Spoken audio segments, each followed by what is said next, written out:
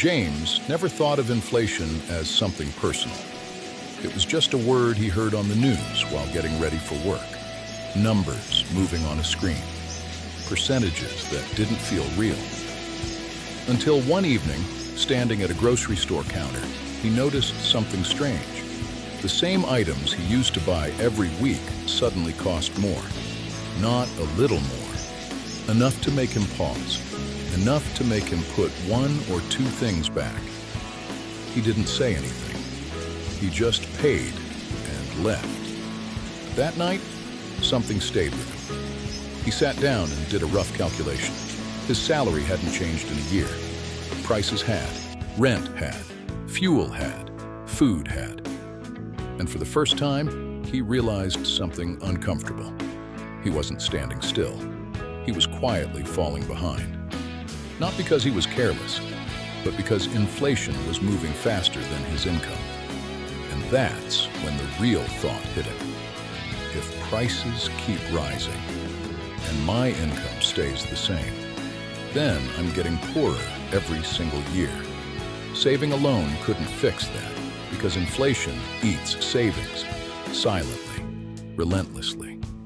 James did what most people do. He tried to cut expenses, save more, be careful. But no matter how disciplined he became, the gap kept widening. That's when the conflict became clear. This wasn't a spending problem.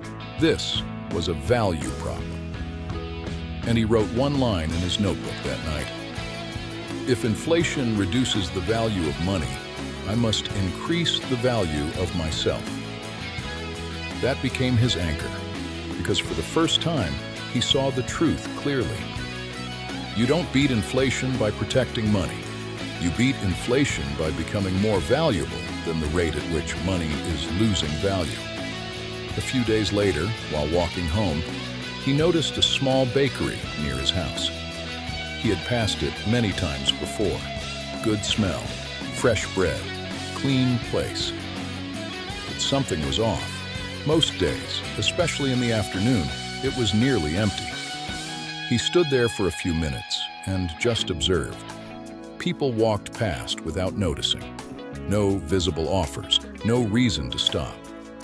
Inside, the bread looked good, but nothing was drawing attention to it. That moment stayed with him. That night, James didn't search for investment tips. He searched one question. How do small businesses get customers online? Because he understood something now. If he could help a business make more money, that business would pay him. And if he could increase how much money he helps them make, his income could grow faster than inflation. That was the game. He started simple. He learned how local shops use Instagram to attract customers. He learned basic design using Canva. At first, his designs were bad. Too many colors, poor alignment, no focus. But he kept going, 1 hour every day, not randomly, but with one purpose: become useful. Then he learned something deeper. Design doesn't get paid, results do. So he focused on communication. Instead of fresh bread available, he wrote, hot bread ready in 10 minutes. Instead of discount available, he wrote, buy 2, get 1 free, today only. He wasn't decorating. He was solving a business problem, getting attention, driving customers. After a few weeks, he went back to that same bakery, this time with intent. He walked in and spoke to the owner. I live nearby. I've noticed your shop has great products, but not enough people walking in during the day. The owner looked at him, curious but cautious. James continued, I think I can help you bring more customers using Instagram. Let me try for 7 days, no cost. There was a pause. Then the owner agreed. James didn't guess, he observed. What sells most? When customers come. Which items look visually appealing? When fresh batches are ready. Then he created 5 simple posts. Fresh bread coming out of the oven. A limited time offer. A real customer holding a product. He posted at consistent times. used clear captions. Fresh batch at 5 p.m. Limited stock. Visit today. Within a few days, something changed. A few new customers walked in saying they saw the posts. By the end of the week, weekday sales increased. Not dramatically, but clearly. Enough for the owner to notice. Enough for the owner to say, "Continue this. I'll pay you." That was the moment everything became real, because James saw it clearly. He didn't just learn a skill, he created value, and that value turned into income. And that income was not fixed. It could grow. That's what made the difference. Inflation was still rising. But now, his ability to earn was rising too, and slowly. It started rising faster. The bakery became his first proof. So when he approached a small clothing store later, he didn't just say, "I can design posts." He said, "I helped a bakery increase weekday customers using simple Instagram posts.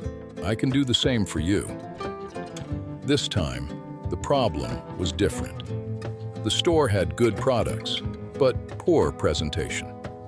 James improved lighting, suggested simple backgrounds, showed outfit combinations instead of single items, then rewrote captions to focus on how customers would feel.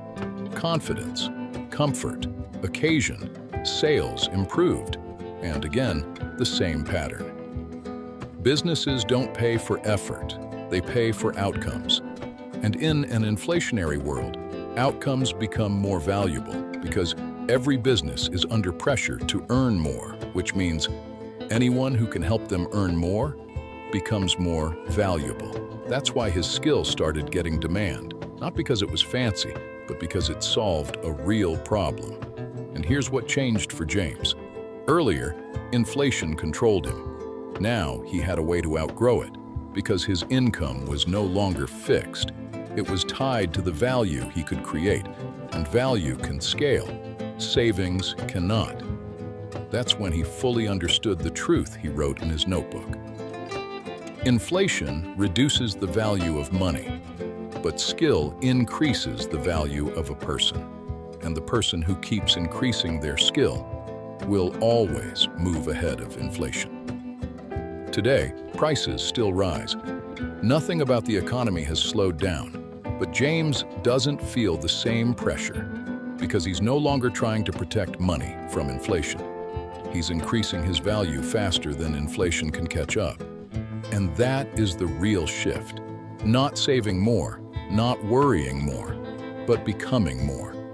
Because the only thing that consistently beats inflation is a person whose skills grow faster than prices rise. Everything else tries to defend. Skill moves you forward. And once you understand that, you stop asking, "How do I survive rising costs?" and start asking, "How valuable can I become?" Because that answer changes everything.